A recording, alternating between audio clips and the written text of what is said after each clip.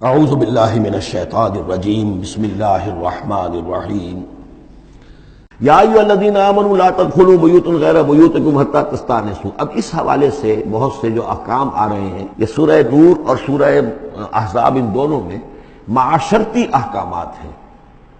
معاشرتی احکامات میں خاص طور پر وہ جو ایک آیت آئی ہے سورہ بنی اسرائیل میں، وَلَا تَقْرَبُوا الزِّنَا إِنَّهُ كَانَ فَاحِشَةً وَسَاءَ سَبِيلًا، اس زنا کا سد باب کرنے کے لیے اسلام کے معاشرتی نظام میں بہت دور دور تک اقدامات کیے گئے ہیں۔ قریب مت جاؤ زنا کے، یعنی زنا کو ایریڈیکیٹ کرنا معاشرے میں، یہ ایک بہت بڑا آبجیکٹو ہے، اور اس کے لیے دور دور تک اقدامات، مثلا پردہ ہے، ستر ہے، لباس کے احکام دیے گئے ہیں۔ معاشرہ جو ہے ہمارا جو ہے وہ مکسڈ سوسائٹی نہ ہو، مخلوط معاشرہ نہ ہو، مردوں کی ذمہ داریاں علیحدہ ہیں، عورتوں کی علیحدہ ہیں، معاشرہ جو ہے سیگریگیٹڈ ہو، مردوں اور عورتوں کے درمیان اختلاط نہ ہو۔ یہ ساری چیزیں کس کے لیے ہیں؟ یہ اسی لیے ہے کہ یہ در حقیقت اس قدر شدید کشش ہے مرد اور عورت کے اندر، یہ اللہ نے جو دو جنسیں بنائی ہیں، اور اس میں یقیناً جو سیکس کا معاملہ اتنا پورٹنٹ موٹیو ہے کہ اس کو اگر پوری طریقے سے، جیسے گھوڑا بہت منہ زور ہو تو اسے بہت باندھ کر رکھنا پڑے گا، اور بڑا اس کو کنٹرول کرنے کے لیے محنت کی ضرورت ہے، اسی طریقے سے اس سیکس کو ڈسپلن کرنا اور صحیح انداز میں اس کو جو ہے ہارنس کرنا، اور اس کے لیے یہ ہے کہ غلط راستوں سے اس کو بچانا، اس کے لیے بڑے دور دور تک احکام دیے گئے ہیں۔ یہ پورا معاشرتی نظام اسلام کا اسی بنیاد پہ اب قائم ہے۔ اب اسی میں سے مثلاً یہ گھر کی پرائیویسی بھی ہے۔ ایک گھر ہے، گھر میں ایک شوہر ہے، اس کی بیوی ہے، اب آپ فوراً چلے گئے سیدھے گھر کے اندر؟ نہیں، اے اہل ایمان مت داخل ہوا کرو گھروں میں اپنے گھروں کے سوا، حتی تستانسوا، یہاں تک کہ بول چال کر لو، اجازت لے لو، وتسلموا علی اہلہا، اور اذن لینے کی اس وقت جو ہوتی تھی شکل وہ یہی کہ جا کر دروازے پر کہو السلام علیکم۔ معلوم ہوا کہ کوئی صاحب ہیں کہ جو آئے ہیں، ملنا چاہتے ہیں اور اندر آنا چاہتے ہیں۔ اب اس کے بعد یہ کہ وہ اپنی آئیڈینٹی دیں اور پھر ان کو آنے کی اجازت دی جائے، یہ نہیں کہ بے گھر چلے جا رہے ہیں۔ ذالکم خیر لکم لعلکم تذکرون، یہی تمہارے لیے بہتر ہے تاکہ تم نصیحت حاصل کرو۔ فإن لم تجدوا فیہا احدا فلا تدخلوها، اگر اس گھر میں کوئی نہ ہو تو پھر اس میں داخل مت ہو، حتی یؤذن لکم، یہاں تک کہ تمہیں اجازت دی جائے۔ جو گھر کا مالک ہے وہ اگر اجازت دے کہ ہاں میرا گھر اس وقت خالی ہے، تم اس میں جا سکتے ہو، ورنہ یہ کہ خالی گھر کے اندر جہاں کوئی نہیں ہے داخلے کی اجازت نہیں ہے۔ وَإِن قِيلَ لَكُمْ، اور اگر کہا جائے تم سے ارجعوا، چلے جاؤ، لوٹ جاؤ، اس وقت میں ملنے کے لیے تیار نہیں ہوں یا میں اپنی کسی مشغولیت میں ہوں، فارجعوا، تو لوٹ جاؤ۔ اب دیکھیے یہ آداب ہیں۔ ہمارے ہاں یہ ہے کہ آپ پہنچ گئے، نہ ٹائم لیا ہوا ہے، نہ پہلے سے طے ہے، آپ سمجھتے ہیں کہ مجھے ریسیو کرنا اس کا فرض ہے، کیوں نہیں ملا؟ اس نے انکار کر دیا تو اس کا مطلب یہ کہ بڑا متکبر ہے اور بہت یہ جو ہے شخص جو ہے، یہ نہیں۔ اگر تو آپ وقت طے کر کے گئے ہیں تو اس کا فرض ہے کہ وہ آپ کو ریسیو کرے اور آپ کو وقت دے، لیکن اگر آپ اچانک چلے گئے ہیں تو آپ کو اس کی پرائیویسی پر آپ جو ہے حملہ آور نہیں ہو سکتے۔ وہ اپنے کس کام میں ہے، کس مشغولیت میں ہے، اس کی کیا اہمیت ہے، آپ تو اس کو نہیں جانتے۔ اگر وہ گھر والا کہہ دیتا ارجعوا، وَإِن قِيلَ لَكُمْ ارْجِعُوا فَارْجِعُوا، تو لوٹ جاؤ۔ هُوَ أَزْكَىٰ لَكُمْ، یہی تمہارے لیے زیادہ پاک ہے، پاک بازی کا معاملہ۔ وَاللَّهُ بِمَا تَعْمَلُونَ عَلِيمٌ، اور جو کچھ تم کر رہے ہو اللہ اس سے واقف ہے۔ لَيْسَ عَلَيْكُمْ جُنَاحٌ أَن تَدْخُلُوا بُيُوتًا غَيْرَ مَسْكُونَةٍ، اس میں کوئی حرج نہیں ہے کہ تم داخل ہو جایا کرو ایسے گھروں میں کہ جن میں سکونت نہیں ہے، جس میں کوئی لوگ رہتے نہیں ہیں، ریزیڈینشل نہیں ہے۔ اب گوڈاؤنز ہیں، اب ایسا تو نہیں کہ گوڈاؤنز میں آپ نہیں جا سکتے، سامان پڑا ہوا گودام ہے، آپ جا سکتے۔ فیہا متاع لکم، اس میں تمہارا سامان ہے، تو یہ وہی گودام والی بات ہو گئی۔ واللہ یعلم ما تبدون وما تکتمون، اور اللہ جانتا ہے جو تم ظاہر کرتے ہو، جو کچھ تم چھپاتے ہو۔ یعنی قانون کی اصل روح کو دیکھنا چاہیے کہ یہ جو روکا جا رہا ہے کہ گھروں میں داخل نہ ہو، تو یہ اصل میں جو پرائیویسی ہے گھر کی اور فیملی کی، اصل میں اس کو ملحوظ خاطر رکھا جا رہا ہے، نہ یہ کہ آپ کہیں کہ صاحب اب ہم گودام میں بھی داخل نہیں ہو سکتے جب تک کہ پرمیشن جو لکھی ہوئی ہے وہ ہمیں مل نہ جائے۔ قل للمؤمنین یغضوا من ابصارہم، اہل ایمان سے یہ کہیے اے نبی کہ وہ اپنی نگاہوں کو ذرا نیچا رکھا کریں، وَيَحْفَظُوا فُرُوجَهُمْ، اور اپنی شرمگاہوں کی حفاظت کریں۔ ذَلِكَ أَزْكَىٰ لَهُمْ، یہی ان کے لیے زیادہ پاکیزہ ہے اور زیادہ بہتر ہے۔ ان اللہ خبیر بما یصنعون، یقیناً اللہ تعالیٰ باخبر ہے اس سے کہ جو وہ کر رہے ہیں۔ وَقُل لِّلْمُؤْمِنَاتِ يَغْضُضْنَ مِنْ أَبْصَارِهِنَّ، اسی طرح مومن عورتوں سے بھی کہہ دیجئے وہ بھی اپنی نگاہیں نیچی رکھا کریں۔ وَيَحْفَظْنَ فُرُوجَهُنَّ، اور وہ بھی اپنے سطر کو پوری طریقے سے ملحوظ رکھیں اور اپنی شرمگاہوں کی حفاظت کریں۔ وَلَا يُبْدِينَ زِينَتَهُنَّ، اور انہیں نہیں چاہیے کہ وہ اپنی زینت اور سنگھار کو ظاہر کریں، الا ما ظہر منہا، سوائے اس کے کہ جو از خود ظاہر ہو جائے۔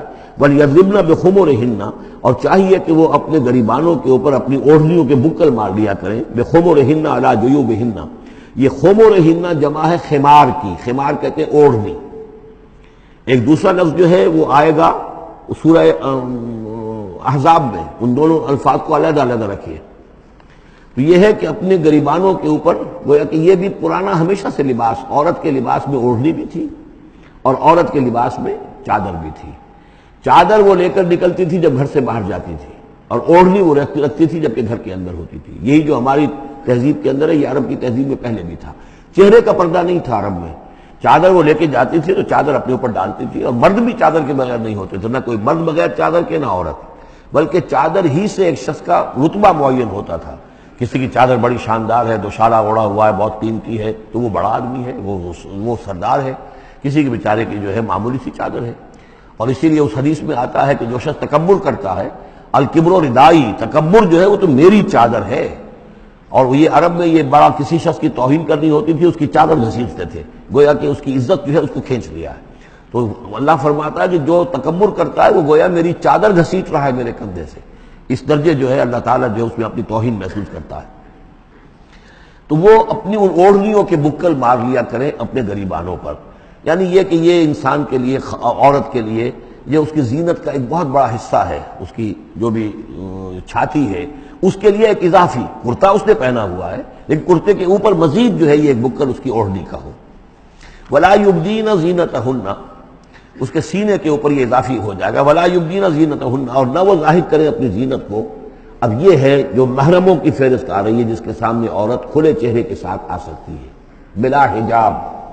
اور یہ اتنی طویل فہرست جو دی گئی ہے، آخر سوچنا چاہیے کہ اللہ تعالیٰ نے یوں ہی ایکسرسائز ان فیوٹیلٹی تو نہیں کی ہے۔ کیا فرق ہے اگر ایک عورت کے چہرے کا پردہ نہیں ہے، وہ باہر نکلتی ہے چادر لے کر، اور یہ کہ اس میں کسی اور کے ساتھ اس کا پردہ چہرے کا نہیں ہے، تو پھر یہ پوری فہرست دینے کی ضرورت کیا ہے؟ میرے نزدیک چہرے کا پردہ اسلام کے اندر لازم ہے، اور اس چہرے کے پردے سے مستثنا ہیں یہ لوگ۔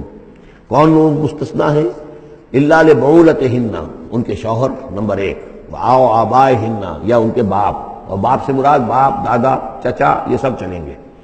او آبائے بعولتہن، یا ان کے شوہروں کے باپ، او ابنائہن، یا ان کے اپنے بیٹے، او ابنائے بعولتہن، یا ان کے شوہروں کے بیٹے، یعنی ان کے شوہروں کی کسی اور بیوی سے اولاد ہے، بیٹے ہیں، تو وہ بھی محرم ہیں، وہ نامحرم نہیں ہے۔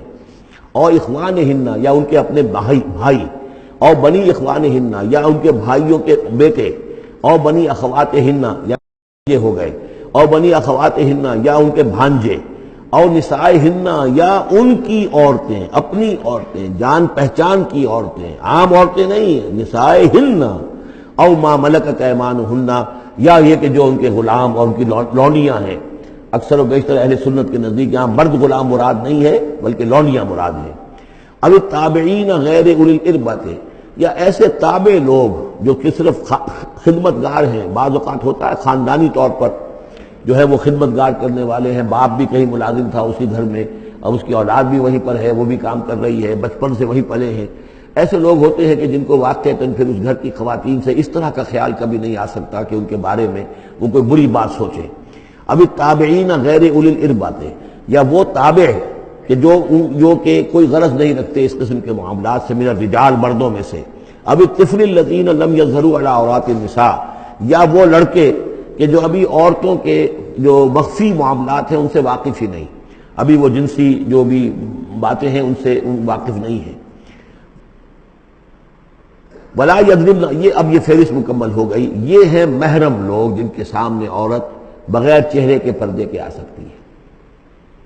باقی یہ کہ زینت جو خود بخود ظاہر ہو جائے، اب ظاہر ہے کہ آپ نے چادر بھی لی ہوئی ہے، کسی خاتون نے برقع بھی اوڑھا ہوا ہے، لیکن اب کسی کا قد ہے، ماشاءاللہ وہ قد ایسا ہے، سرو قد ہے کوئی خاتون، تو وہ کہاں چھپائے گی اس قد کو؟ وہ تو ظاہر ہو جائے گا۔ جسم متناسب ہے، اب وہ جسم تو ظاہر ہو جائے گا۔ اس اعتبار سے ما ظہر منہا کو لوگوں نے لے لیا چہرے کے لیے، یہ بالکل غلط ہے۔ چہرے کا تو پردہ میرے نزدیک لازم ہے، اور یہ کہ باقی یہ کہ ان کے سامنے چہرے کے سمیت عورت آ سکتی ہے۔ باقی عورت جو ہے اپنے بیٹے کے سامنے بھی سوائے 3 اعضاء کے اور نہیں کھول سکتی، اپنے بھائی کے سامنے بھی نہیں کھول سکتی۔ چہرہ، یہ ہاتھ پونچھوں سے نیچے، اور پیر ٹخنوں سے نیچے. یہ جو 3 اعضاء ہیں یہ وہ ہیں کہ جو جس کو عورت نے یہ کھلے رکھ سکتی ہے اپنے وہ بیٹے کے سامنے بھی، بھائی کے سامنے بھی، اور جو بھی رشتے گنائے گئے ہیں. لیکن یہ کہ اس سے آگے پھر جو ہے معاملہ وہ پھر شوہر کا ہے. اس سے آگے یعنی لباس کا معاملہ جو ہے جس سے کہ عورت جو ہے وہ آزاد ہوگی وہ صرف شوہر کے لیے. وَلَا يَضْرِبْنَ بِأَرْجُلِهِنَّ لِيُعْلَمَ مَا يُخْفِينَ مِنْ زِينَتِهِنَّ، اور نہ یہ ایسا ہو کہ وہ اپنے پاؤں مار کر چلے کوئی زیور جو ہے پاؤں میں پہنا ہوا اس کی جھنکار ہو تاکہ لوگوں جو ہے ادھر متوجہ ہو جائیں. لِيُعْلَمَ مَا يُخْفِينَ مِنْ زِينَتِهِنَّ، تاکہ لوگوں کے علم میں آ جائے کہ کیا انہوں نے چیز چھپائی ہوئی ہے اپنی زینت میں سے، کیا زیورات پہنے ہوئے ہیں. وَتُوبُوا إِلَى اللَّهِ جَمِيعًا أَيُّهَا الْمُؤْمِنُونَ، اور اے اہل ایمان سب کے سب مل کر اللہ کی جناب میں توبہ کرو، لعلکم تفلحون، تاکہ تم فلاح پاؤ. صدق اللہ العظیم.